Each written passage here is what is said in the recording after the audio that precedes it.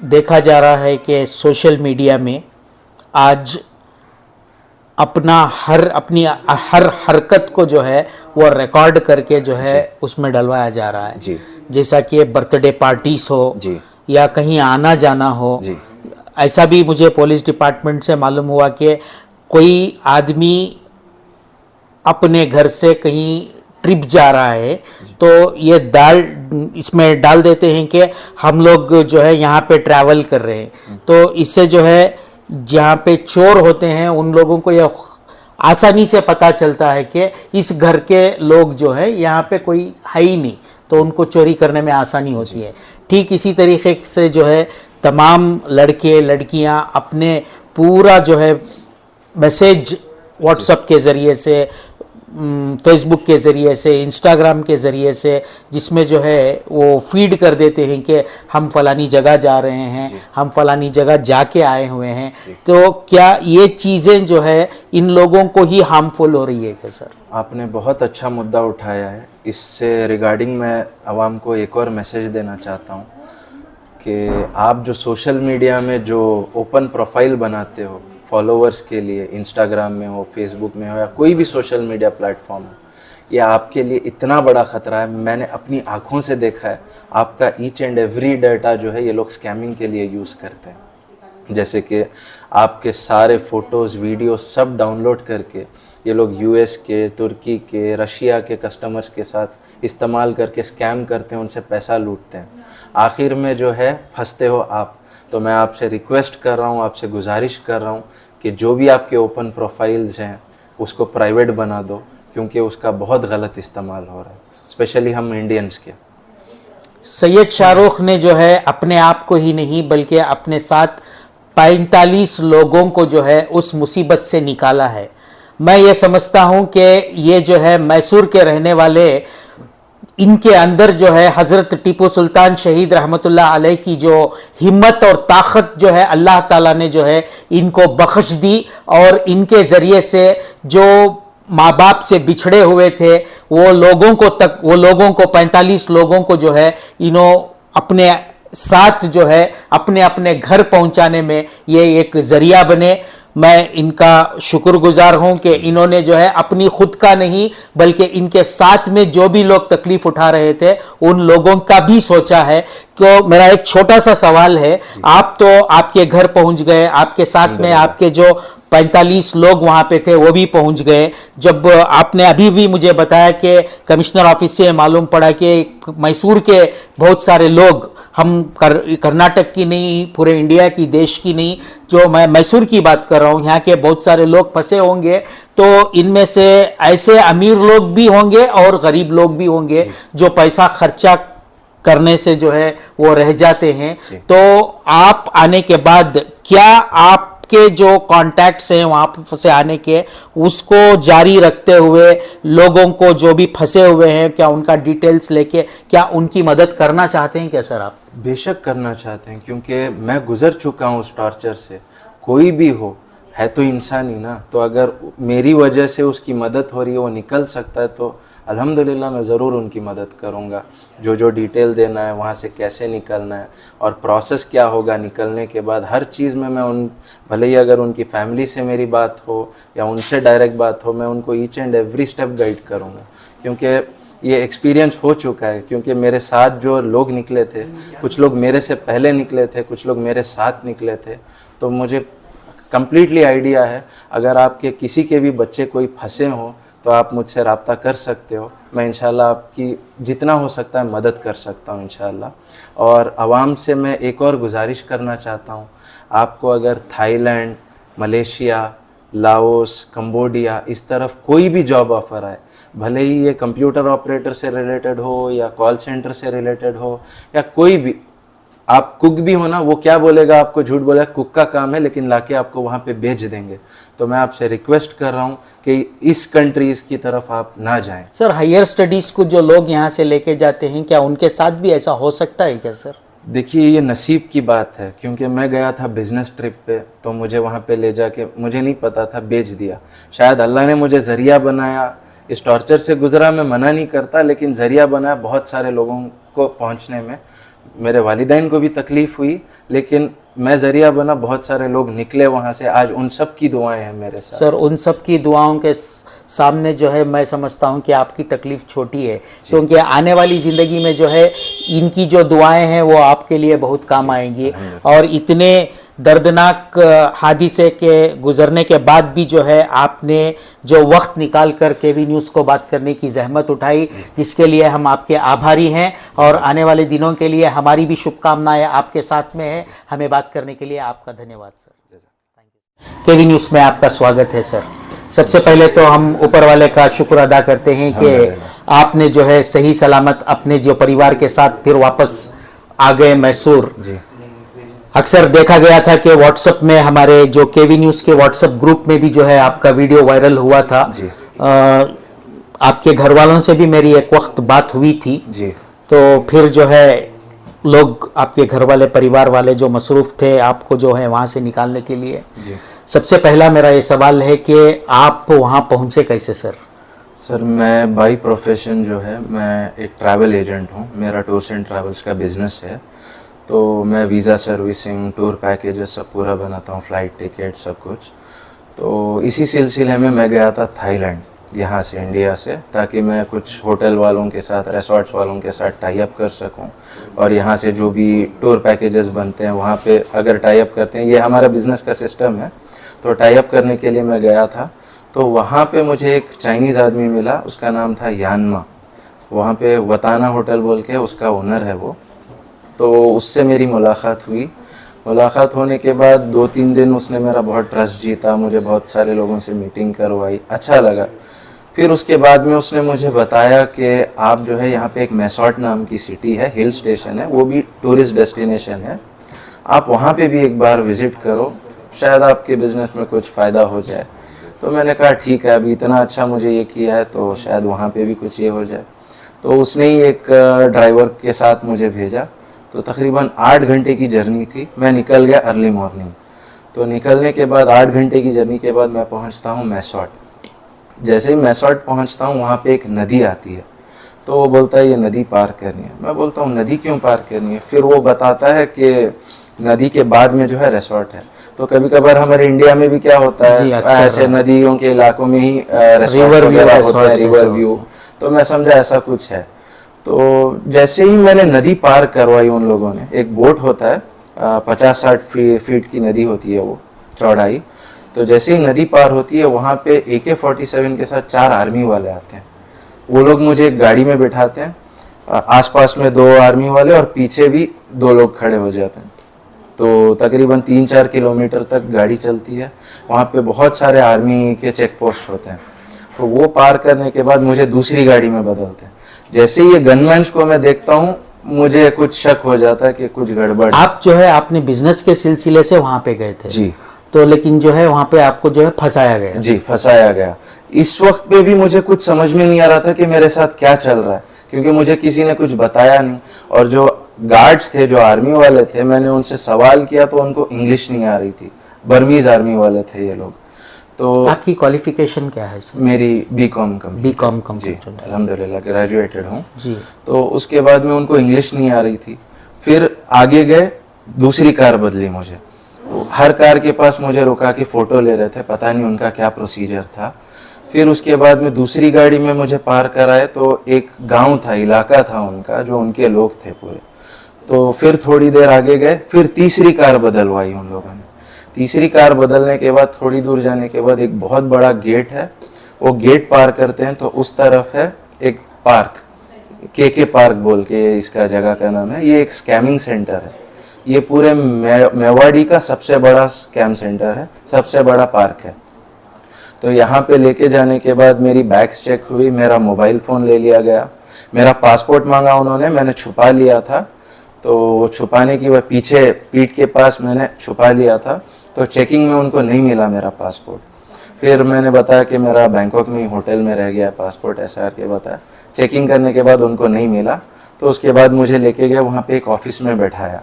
तकरीबन आधे घंटे के बाद वहाँ पे एक मलेशियन आता है ट्रांसलेटर, वो आके मुझसे इंग्लिश में बात करता है कि तुम्हारा नाम क्या है, ऐसा ऐसा। फिर उसके बाद वो मैं बोलता हूँ कि क्या चल रहा है। मैं तो यहाँ पे एक होटल में डील करने आया था, मुझे यानमा ने भेजा है, इस तरह मैंने बताया। तो वो बोलता है नहीं, आपको उसने बेच दिया है। तो मेरे रोंगटे खड़े हो गए उस वक्त। 2 मिनट के लिए मैं खामोश हो गया कि क्या चल रहा है। जैसे ही उसने बोला आपको बेच दिया है, हमने आपको ख़रीदा है, मेरी कुछ समझ में नहीं आ रहा था। तो उसके बाद मैं उसके साथ बहस करने लगा, क्योंकि उसको दूसरी लैंग्वेज नहीं आती, ना इंग्लिश आती ना कोई और, तो इंग्लिश में ही मैं उससे बात कर रहा था। तो मैंने बहुत आर्ग्यूमेंट किया उसके साथ, how can you do this, this is against human trafficking, this is you bought me here against my will, ऐसा करके बहुत देर तक आर्ग्यूमेंट की। तो उसके बाद में वो माना नहीं। मैंने बोला एटलीस्ट मुझे मेरा फ़ोन दे दो, मैं अपनी फैमिली को इन्फॉर्म कर देता हूँ। तो उसने नहीं दिया फ़ोन। फिर बहुत देर तक बहस होने के बाद उसने मुझे बताया कि आप जाके रूम में रेस्ट करो, हम कल बात करेंगे। मुझे ये नहीं पता था कि वो भी मेरा एक टेस्ट था। वो लोग कैमरा में पूरा रिकॉर्ड कर रहे थे, उनको चाहिए अच्छी इंग्लिश बोलने वाला बंदा, जो मेरी थी। मुझे पता ही नहीं था कि ये लोग मेरी इंग्लिश टेस्ट कर रहे हैं इस तरीके से।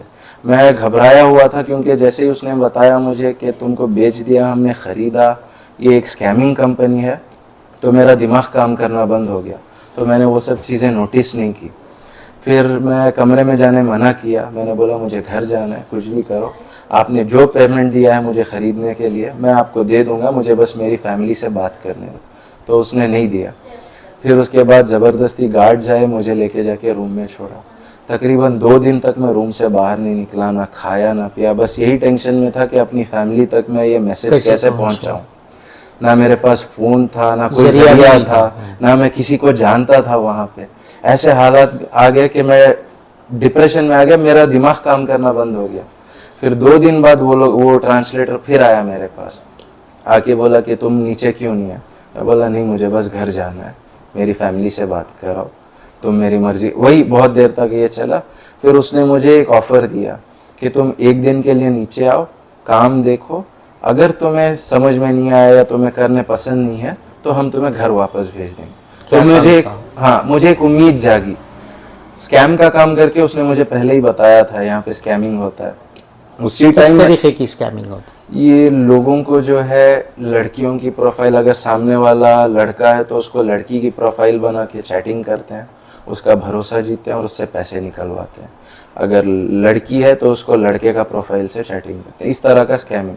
ये स्कैमिंग होता है फेसबुक, इंस्टाग्राम, और एक ऐप है टैक्स फ्री, टिकटॉक, व्हाट्सएप। इतने सोशल मीडिया प्लेटफॉर्म्स के थ्रू ये लोग जो है लोगों को स्कैमिंग करते हैं। तो इसके बाद में मैं एक उम्मीद तो क्या अगर वहाँ पे जो लड़की है तो उसको जो है एक लड़का है तो उसको लड़की की लालच दिलाते हैं? जी, लालच दिला के उसका भरोसा जीत के उससे पैसे निकलवाते हैं। अच्छा, पैसे कहाँ पे जाते हैं वो? ये होता है, क्या बोलते हैं आपको, बाइनेंस बोल के एक है, और बिटगेट ऐप बोल के है। इसमें जो है USDT के थ्रू बाई एंड सेल के जरिए ये पैसा ट्रांसफ़र होता है। एक एड्रेस आता है, तो वो एड्रेस में अगर सामने वाले ने पैसे डाल भी दिए ना, वो कंप्लेंट भी करेगा तो उसको पता नहीं चलेगा कि ये पैसा किसके अकाउंट में गया है। अच्छा। तो इस ज़रिए से ये लोग पैसे ये करते लेते थे कस्टमर से। फिर मुझे नीचे लेके गए, मुझे एक उम्मीद जागी कि हाँ मैं घर पहुंच जाऊंगा फाइनली। तो मैं नीचे गया, वहाँ पे ऐसा मैंने दिखाया कि मुझे कुछ नहीं आता, कोई नॉलेज नहीं है। लेकिन ये मेरा एक सवाल है, ये डेटा उन लोगों को कहाँ से मिलता है? मैंने आपको जिस तरह बताया, सोशल मीडिया प्लेटफॉर्म से। सबसे पहला है टिकटॉक। जी, टिकटॉक से इनको हर डेटा मिलता है। अल्हम्दुलिल्लाह हमारी इंडियन गवर्नमेंट ने ये काम बहुत अच्छा किया कि हमारे इंडिया में टिकटॉक बैन किया। टिकटॉक ऐप ये है जो है चाइनीज़ ऐप है। इसके ज़रिए इनके पास उस शख्स का जिसके फ़ोन में टिकटॉक ऐप है, उसका एवरी डेटा उनके पास है। उसका बैंक डिटेल से लेके उसके प्राइवेट पिक्चर्स हो या कुछ भी हो, उसकी फैमिली डिटेल्स, उनका नंबर, हर चीज़ वो लोग एक्सेस कर सकते हैं। ये मैंने अपनी आँखों से देखा है। तो अल्हम्दुलिल्लाह अच्छा हुआ टिकटॉक बैन है हमारे इंडिया में। फिर उसके बाद मुझे लेके गए, मैंने वहाँ पे दिखाया कि मुझे कुछ नहीं आता। उसके बाद में मुझे ये लोग बुलाते हैं, मैं बोलता हूँ नहीं, मुझसे नहीं होगा, और ये स्कैमिंग का काम सब मैंने कभी किया नहीं, ना मैं करना चाहता, मुझे जाने दो। आपने जो भी रकम मुझे ख़रीदने में दी है मैं वो लौटा दूंगा, बस एक बार मेरी फैमिली से बात करा दो। फिर मुझसे 3-4 चाइनीज़ लोग आके मिलते हैं, ये ट्रांसलेटर के थ्रू बात करते हैं। मुझे लालच दिया जाता है कि चाहिए तो तुझे हम टीम लीडर बना देंगे, 1 महीना ट्रेनिंग देंगे, उसके बाद टीम लीडर बना देंगे, ज़्यादा सैलरी का ऑफ़र दिया, सब ये किया, मैंने मना कर दिया।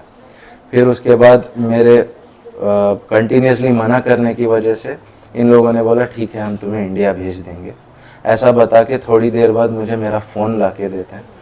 एक उम्मीद जाग गई, खुश हो गया मैं कि फाइनली मैं घर जा रहा हूँ।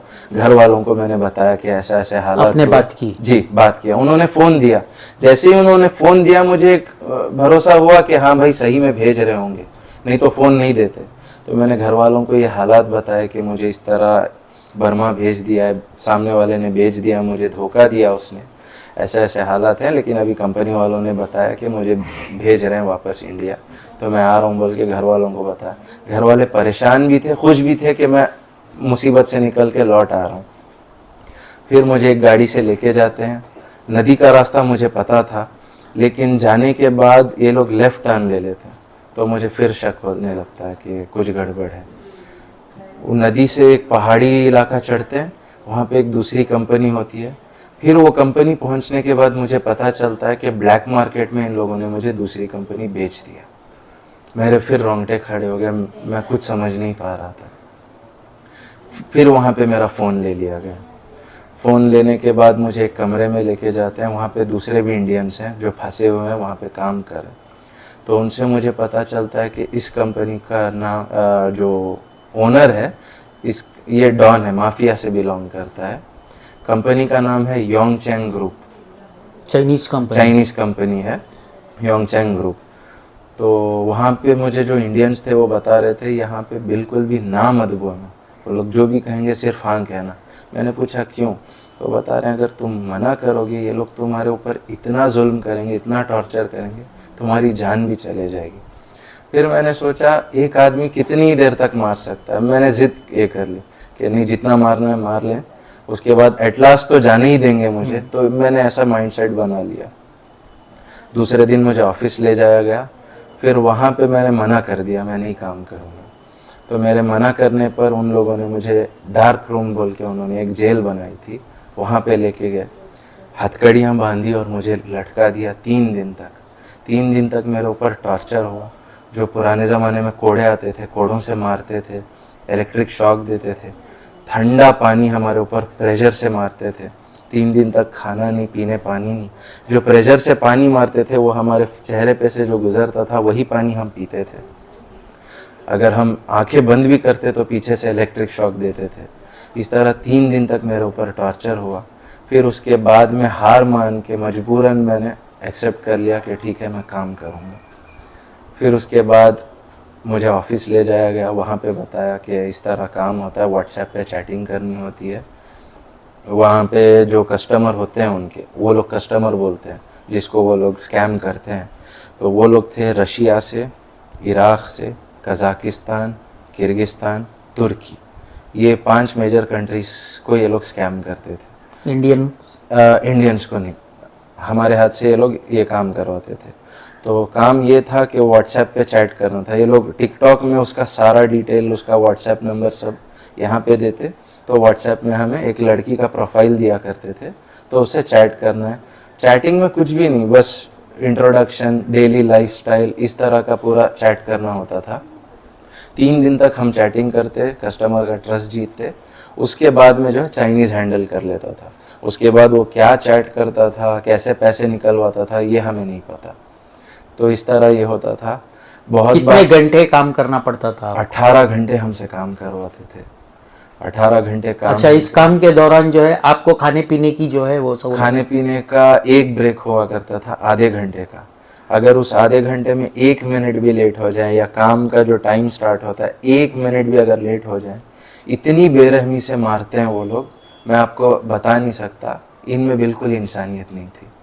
जिस तरह हमें मारते थे उसी लहजे से, उसी ताकत से वो लोग औरतों को भी मारते थे। क्या वहाँ पे जो है इंडियन लड़कियाँ भी जाके फंस चुकी हैं?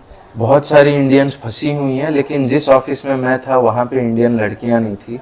श्रीलंकन थी, फिलिपिनो थी और इथोपियंस थे। बहुत सारे अलग अलग मुल्कों से लड़कियां फंसी। लेकिन मेरा कहना यह है कि कोई भी हो, है तो इंसान ही, कोई भी मुल्क से हो, लेकिन है तो इंसान ही ना, उनको भी दर्द होता है। तो सेम टॉर्चर हुआ करता था। अच्छा, जो भी आप 18 घंटे काम करते थे तो क्या उसका पैसा मिलता था आपको? नहीं, कुछ नहीं मिलता था। पैसा भी नहीं मिलता? नहीं मिलता था। बस खाना 3 वक्त का देते थे, रहने के लिए जगह दी थी, ना फैमिली से बात करने देते थे ना कुछ। ऐसे भी लोग थे जिनकी फैमिली से 1-1 साल के ऊपर उन लोगों ने बात नहीं की। उनकी फैमिलीज को नहीं पता कि उनके बच्चे कहाँ हैं। आप जिस जगह काम करते थे वहाँ पे जो है हमारे कर्नाटक के कोई लोग? कर्नाटका के लोग भी फंसे हुए थे वहाँ पे। एक था बेलगाम से, मुझे नाम याद नहीं है। एक और लड़का था बैंगलोर से, एक मैं मैसूर से। 3 कर्नाटका के लड़के फंसे हुए थे। अच्छा, वो लोग भी अल्हम्दुलिल्लाह रेस्क्यू तमाम कंट्रीज के जो हैं लोग वहाँ पे? हाँ, हर कंट्रीज हैं और हमारे इंडिया के हर स्टेट से, हर कोने से लड़के फंसे हुए हैं। वो एक ही कंपनी नहीं, इस तरह के हजारों कंपनीज हैं वहाँ पे जहाँ पे लोग फंसे हुए हैं। जो लोग वहाँ पे काम कर रहे हैं कंपनी बनवा कर, क्या वो लोगों के लिए वो लीगल है? क्या वहाँ के लोगों के लिए भी वो इलीगल कर रहे हो? नहीं, देखिए, ये जो एक मेवाड़ी बोल के एक इलाका है, इसको आर्मी चला रही है। अच्छा। 2 आर्मीज चला रहे हैं, एक DKBA आर्मी, एक BGF आर्मी। तो जिस कंपनी में मैं था वो DKBA आर्मी के अंडर आती थी। तो ये जो चाइनीज स्कैमिंग कंपनीज हैं, बहुत बड़ी रकम देते हैं इनको, जिससे उनका वो इलाका चलता है, उनका हर चीज़ ये चलता है। तो वो आर्मी वाले कुछ नहीं करते। तो इस तरह हम लोग जो है चाइनीज के डर से नहीं, आर्मी के डर से हम लोग वहाँ पे गुलाम बने हुए थे। नहीं तो हमारी अल्हम्दुलिल्लाह इतनी हिम्मत थी कि हम चाइनीज को ख़त्म कर सकते हैं। लेकिन आर्मी के डर से, उनके गन्स के डर से हमको उनके पास हथियार होते, स्लेवरी करना पड़ा हमें। बस पुराने ज़माने में अनपढ़ लोग स्लेवरी करते थे, अभी हम पढ़े लिखे लोग। अच्छा, क्या आप जो 4 महीने जो इस वहाँ पे जो गुजारे, उस मौके पर जो है इन लोगों ने किसी पे गोलियां चलाई, ऐसा कुछ? नहीं, जो भी टॉर्चर होता था ये डार्क रूम में करते थे। फिजिकल टॉर्चर करते जो भी थे? फिजिकल टॉर्चर होता था, जो आपने हमें जो है तस्वीरें दी हैं, जी, जो वीडियोस बताए हैं, मैं आपसे गुजारिश करता हूं कि आवाम को आप वो वीडियोस और तस्वीरें बताएं कि किस तरह का वो लोग वहाँ पे टॉर्चर करते हैं, ताकि लोग कोई भी थाईलैंड साइड, कंबोडिया साइड काम के सिलसिले में जा रहे हैं, आपको जो है फेक जॉब बताया जाएगा कि इस तरह का काम है, अच्छे वाले काम बताएंगे, लेकिन होता कुछ नहीं। जब आप वहाँ पे पहुँच जाओगे तब आपको पता चलेगा कि स्कैमिंग का काम है। तो मैं आपसे रिक्वेस्ट कर रहा हूँ, इस तरह के इसमें ना फंसें। कोई भी आपको बताएगा कि कंबोडिया में, थाईलैंड में किसी भी तरह का आपसे रिलेटेड ही काम हो, वो बताएगा ना, तो आप हरगिज़ मत जाइए इन कंट्रीज़ की तरफ। बहुत सारे लोग फंसे हैं, निकल नहीं पा रहे हैं। अल्हम्दुलिल्लाह, अल्लाह का शुक्र है, सभी लोगों की दुआओं की वजह से मैं यहाँ आया हूँ। नहीं तो वो ऐसी जगह है, वहाँ से निकलना नामुमकिन के बराबर है। तो मैं आपसे रिक्वेस्ट कर रहा हूँ, अगर आपको थाईलैंड, कंबोडिया, लाओस, मलेशिया इस तरह के जॉब ऑफर्स आएँ, हरगिज़ ना जाएं वहाँ पे। सर, यहाँ पे आने के लिए जो है एम्बेसी से क्या मदद मिली सर आपको? मेरे पास एक सीक्रेट फ़ोन था मेरा ही, जो बैग में था, उन लोगों के हाथ नहीं लगा। जो मेरा एक फ़ोन था वो उन्होंने ले लिया था। तो वहाँ का मैंने एक बंदे से दोस्ती की, उसका नाम था विजय, उत्तर प्रदेश से था, हमारे साथ वो भी निकला। तो उसके थोड़े लिंक्स थे वहाँ पे। तो 3 गुना हमने पैसे देके, एक म्यांमारी कुक था, उसके हाथ से हमने सिम कार्ड का अरेंज किया। सिम कार्ड जैसे ही अरेंज हुआ, उसके बाद मैंने अपनी फैमिली को बताया कि इस तरह के हालात हैं, हम फंस चुके हैं, तो आप एम्बेसी जाओ, बेंगलोर में POE ऑफिस है कोरमंगला में, आप वहाँ पे जाके हमारे बारे में बताओ। तो इमीडिएटली मेरे वालिद निकले वहाँ पे, POE ऑफिसर से बात की, उनका नाम था अवनीश शुक्ला। इन्होंने बहुत अच्छा कोऑर्डिनेट किया, बहुत अच्छा कोऑपरेट किया, बहुत सपोर्ट किया। मैं उनका भी शुक्रिया अदा करना चाहता हूँ, अवनीश शुक्ला सर। फिर उन्होंने बताया कि बहुत सारे मेल्स दिए उन्होंने, जैसे कि इंडियन एम्बेसीज़ के, Yangon Indian embassy, Thailand Indian embassy, Delhi की Indian embassy, commissioner of police, हमारे कर्नाटका चीफ मिनिस्टर के, इनके सारे मेल IDs दिए और एक मैसेज रेडी करके दिया। तो वो मैसेज मैंने सभी को मेल्स किया, फ़ोटोज़ अटैच करके, जो भी हमारे ऊपर जुल्म हो रहा था, हाँ। तो वो सारे वीडियोस, फोटोज़ अटैच करके मैं डेली मेल्स भेजता था। तो क्या रेस्पॉन्स मिला सर? लेकिन अफसोस की बात यह है कि हमें कोई रेस्पॉन्स नहीं मिला। किसी के पास से कोई रेस्पॉन्स बस नहीं एक यांगून की एम्बेसी से हमें अपडेट आता था कि we are doing our best to rescue you, इसके अलावा कुछ भी नहीं।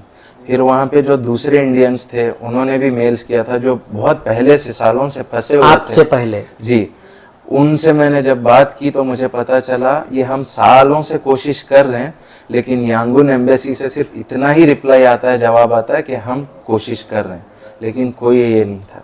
तो वहाँ पे मेरी उम्मीद टूट गई। फिर उसके बाद में शुक्ला सर से फिर बात हुई, सब ये हुआ। तो शुक्ला सर ने हमें ये बताया कि एक लड़का उसी कैंपस से निकला था, जीवन नाम का, मंडिया से बिलोंग करता है, आप एक बार उससे मिलो, आपको शायद पता चले कि वो कैसे निकला था, एक आइडिया मिलेगा। तो उसके बाद में मेरे वालिद साहब शुक्ला जीवन से मिले, मंडिया गए। तो जीवन से हमें पता चलता है कि शंकर नामी एक बंदा है वहाँ पे म्यांमार में, तो वो थोड़ा पैसे लेता है, कुछ रकम लेता है, वो जो है रेस्क्यू कराता है वहाँ से, उसका भी रेस्क्यू उसी ने किया था। तो शंकर का नंबर इसके पास नहीं था, एक और लड़का था कार्तिक बोल के, वो भी वहीं से रेस्क्यू हुआ था, वो बेंगलोर में रहता था। तो मेरे वालिद साहब फिर बेंगलोर गए, कार्तिक से मुलाकात की, तो कार्तिक के ज़रिए शंकर का नंबर मिला हमें, शंकर से बात हुई। तो उसने हमें भरोसा दिलाया कि मैं आपके बच्चों को निकालूंगा, बस उसकी थोड़ी रकम लगेगी, लेकिन मैं भरोसा रखो मैं आपके बच्चे को सेफली निकालूंगा। तो मेरे वालिदैन को थोड़ी वहाँ पे तसल्ली मिली, खुश हुए कि चलो हमारा बच्चा आज नहीं तो कल आ जाएगा। तो इस तरह मेरी शंकर से बात होना शुरू हुई, मैं वहाँ के डिटेल्स देता गया। उसके बाद में उन्होंने बताया कि मैं एक बंदे के लिए शंकर क्या इंडियन है? शंकर म्यांमार के ही हैं, लेकिन तमिलियन है, वो इंडिया भी आ जा सकते हैं। मुझे पता चला कि म्यांमार के अंदर 10 लाख से ज़्यादा तमिलियंस हैं, उसी में एक ये भी हैं। तो ये लोग ये इंडियंस को रेस्क्यू करते हैं वहाँ पे, बहुत सारे कंपनीज से उन्होंने इंडियंस को रेस्क्यू किया है, तकरीबन 800 लोगों को उन्होंने अब तक रेस्क्यू किया है। तो उसी में हम भी निकले अल्हम्दुलिल्लाह। फिर उसके बाद में मेरी रूम में हम लोग 14 लोग थे, बंकर बेड्स में हम सोते थे। तो मैंने क्या किया, उन्हीं से बात किया, क्योंकि अगर रूम से बाहर बात गई तो कहीं पता चल जाए, हमारी जान को ख़तरा था वहाँ पे। तो इनसे मैंने स्टार्ट किया, तो हमारी 14 लोगों की लिस्ट बनी, हमारी फैमिली से हमने बात की, सभी लोगों ने एग्री किया हाँ हम पैसे, क्योंकि एम्बेसी से हमारी उम्मीद ख़त्म हो चुकी थी, कोई जवाब नहीं आ रहा था। बहुत दिनों तक हमने कोशिश किया, सब्र किया, लेकिन सब्र टूटता जा रहा था, क्योंकि हमारे ऊपर टॉर्चर बढ़ता जा रहा था, डेली पनिशमेंट थे। फिर शंकर से हमारी बात हुई, वहाँ से ये प्रोसेस स्टार्ट हुआ। बीच में जो है मैंने जब एम्बेसी से मुझे कोई रेस्पॉन्स नहीं आ रहा था, तो हमारा एक चाइनीज़ का सुपरवाइज़र था, मैंने उसको मैसेज डाला कि मैं रकम दे दूंगा, मुझे घर जाने दो, मेरी बस फैमिली से बात करो, आपका जो भी ये है पैसे मैं आपको पहुंचवा दूंगा। तो उसने मुझसे 50,000 US$ मांगे, यानी इंडिया के तकरीबन 45 लाख। उतनी हमारी ताकत नहीं थी, तो मैं खामोश हो गया, उसको रिप्लाई नहीं किया। वो रिप्लाई नहीं किया करके मुझे फिर डार्क रूम में लेके जाके 2 बंदे कोड़ों से, एक और बंदे ने शॉक दिया मुझे, इलेक्ट्रिक शॉक। हाँ, इलेक्ट्रिक शॉक दिया, और तकरीबन 2 घंटों से ज़्यादा मुझे बहुत मारा। ये पूरा हाथ, मेरी पूरी पीठ लाल होगी बदियों से, और उसी टाइम मेरा हाथ तोड़ दिया। उसका वीडियो मैं आपको दूंगा, मैं आपसे रिक्वेस्ट करता हूँ आवाम को वो वीडियो दिखाएं कि किस तरह वहाँ पे जुल्म होता है। तो मेरा हाथ तोड़ दिया, फिर मुझे बाहर लेके आए, 20 लीटर का पानी का बोतल मेरे इस कंधे पे रख, ये वाला हाथ तोड़ा था मेरा, सीधे हाथ के ऊपर वो बोतल रख के मुझसे उठक बैठक करवाई। बोला कि अगर तू नीचे तक बैठ के ऊपर नहीं उठेगा तो तुझे और शॉक देंगे और मारेंगे। तो मेरी ताकत टूट गई थी, वो दर्द में भी मैंने 15-20 सिटअप्स किए, उसके बाद मैं बेहोश होके गिर गया। तो वहाँ पे जो दूसरे लोग थे उन्होंने बोला एटलीस्ट उसको डॉक्टर को दिखा दो। वो लोग इतने बेरहम थे कि उन लोगों ने ये बोला कि मरता है तो मर जाने दो, उठा के फेंक दो, हमें कुछ फ़र्क नहीं पड़ता। चाइनीज़ ने ये बोला। फिर मेरे दोस्तों ने मुझे धीरे धीरे करके मेरे कमरे में लेके गए, मेरे पास जो सीक्रेट फ़ोन था उससे मेरा वीडियो बनाया, जो आप अभी अपलोड करोगे। तो वो जो है वो वीडियो मेरे घर वालों को पहुंचाया, वो वीडियोस भी मैंने इंडियन एम्बेसी को सबको टैग करके भेजा। शंकर के ज़रिए से आप घर पहुंचने तक क्या आपको खर्च कर आना पड़ा क्या सर? शंकर को हमने जो है टोटल 4 लाख रुपए पे किए, फिर DKBA आर्मी वालों को हमने पे किया, और यहाँ तक आने तक मुझे तकरीबन 8.5 से 9 लाख का खर्च हुआ। कितने लोग आपके साथ वहाँ से आए सर? अल्हम्दुलिल्लाह 45 मेंबर्स हम लोग रेस्क्यू हैं शंकर के थ्रू, लेकिन सभी लोगों ने पैसे पे किए हैं। जो आपने जो हिम्मत जुटाई उसकी वजह से जो है बाकी के जो लोगों में भी जो हिम्मत आई जी। और वो भी जो है पूरे आपके साथ में इंडिया आए, जी पूरे इंडियंस। जी, सभी इंडियंस थे, इंडिया के हर स्टेट से थे, जैसे कि दिल्ली, उत्तराखंड, हरियाणा, पंजाब, गुजरात, राजस्थान, हमारा केरला, तमिलनाडु, कर्नाटका, हर स्टेट से थे, तेलंगाना, आंध्र प्रदेश, ऐसा कोई स्टेट नहीं जहाँ के लोग वहाँ पे फंसे हुए नहीं थे। तो सभी के मैं फैमिली समझता हूँ कि आपको जो ये हिम्मत आई वो जो है शहर मैसूर टीपू सुल्तान की, अल्हम्दुलिल्लाह अल्हम्दुलिल्लाह, हाँ, ये जो आपने जो है अपने शहर का नाम भी रख लिया और जो है हज़रत टीपू सुल्तान शहीद रहमतुल्लाह अलैह की हिम्मत जो है अल्लाह ताला ने आपके जिगर में डाली और अल्लाह की मदद से आप जो है बाकी के लोगों को भी यहाँ तक पहुँचाने में कामयाब रहे। जी। तो वो जो फैमिलीज वाले हैं आज तक भी, मुसलमान हो या नॉन मुस्लिम्स हो, आज तक भी दुआ करते हैं कि बेटा तेरे ज़रिए हमारे बच्चे घर पहुँचे। इतनी दुआ करते हैं। आज भी मुझे बुला रहे हैं दिल्ली सब, तो मैंने बोला थोड़ा रेस्ट करके आता हूँ।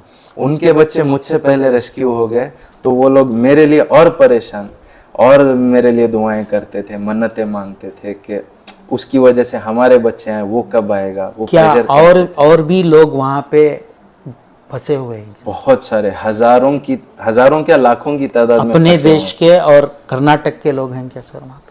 मुझे ये पता चला जब मेरे वालिद साहब कमिश्नर ऑफिस गए थे, वहाँ पे एक एसआई ने बताया कि आपके बेटे को मिला कि सिर्फ मैसूर शहर के 42 लोग फंसे हुए हैं वहाँ पे, अलग अलग कंपनीज। अभी जी अभी का डेटा है। कौन बताए ये लोग ये डेटा? वहाँ पे एक एसआई ने बताया था कमिश्नर ऑफिस में। यहाँ पे मैसूर में? जी मैसूर में, सिर्फ मैसूर के इतने लोग फंसे हुए हैं। इतना मालूम होने के बाद भी जो है एम्बेसी कोई कदम नहीं उठा सक रही है। एम्बेसी को हम लोग ये किया थे, मैसेज किए थे, तो वो लोग बस इतना बताते थे कि जो मेवाड़ी का इलाका है ये म्यांमार गवर्नमेंट से अलग है, वहाँ पे उनका कुछ भी नहीं बस चलता।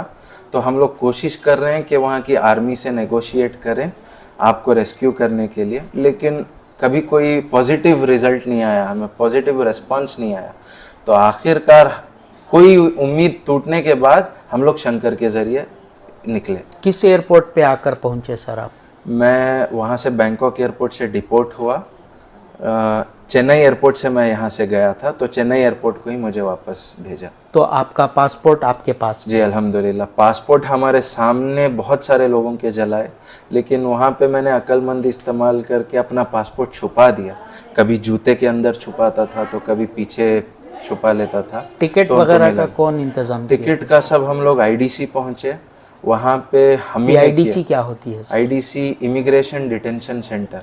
यहाँ पे मैं मैसॉट की आईडीसी में 6 दिन था, बैंकॉक की आईडीसी में 6 दिन था। इधर के हालात इतने बुरे हैं कि एक हॉल में 150 लोगों को वो लोग रखते हैं, बांग्लादेशी, इंडियन, पाकिस्तानी, हर कंट्री के होते हैं, और 60 to 70% लोग जो है बीमार हैं, फंगल इन्फेक्शन है, और खाना जानवर भी नहीं खा सकता, इतना बुरा है। तो मैं सब्र करके वहाँ पे गुजारा करके पानी में भूखा रह के, क्योंकि 4 महीने से मैंने खाना नहीं खाया था, तो मेरी हालत भी ख़राब हो गई। मैं इतना पतला हो गया, जब गया था मैं 106 किलो था, जब लौटा हूँ तो 78 किलो हूँ। तो बहुत चीज़ों से गुजरा हूँ, बहुत टॉर्चर से गुजरा हूँ। जब मेरा फ़ोन पकड़ा गया वहाँ पे कंपनी में, तो हथौड़ा लेके मेरी उंगली कुचल दी उन लोगों ने। बहुत दर्द से गुजरा हूँ। फिर उसके बाद में इतनी सब, इसके बाद अल्हम्दुलिल्लाह मैं आवाम का शुक्रिया अदा करना चाहता हूँ। आप लोगों की दुआओं से जब मैं इधर लौटा, मुझे पता चला ऐसी कोई मस्जिद नहीं जहाँ मेरे लिए दुआ नहीं हो, ऐसी कोई माँ नहीं जिसने मेरे लिए दुआ ना की हो। आप लोगों की दुआओं की वजह से मैं अल्हम्दुलिल्लाह अपने माँ बाप के पास सही सलामत पहुँचा हूँ। तो आपका तहे दिल से मैं शुक्रिया अदा करना चाहता हूँ। जज़ाकल्लाह।